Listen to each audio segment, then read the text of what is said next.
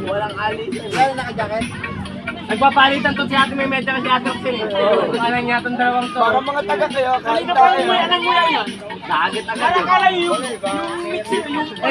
Ito lang hindi nila ginagalaw eh. Nilabas na nga ni Ulay eh, hindi nyo pala hindi.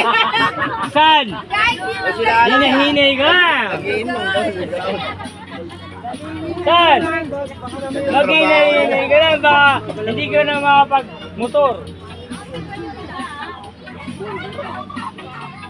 Babanggay ni Roxanne yung mga ano. Dito ka dito. Saot nga rin yun. Wala yan pag naman idali ka rito. Ay, daw na kayo. Hindi naman na yung lupit ko mi. Ang lupit mo. Nabe? Ito, soulmate ko eh. Soulmate. Nakikipin namin dalawa pa rin.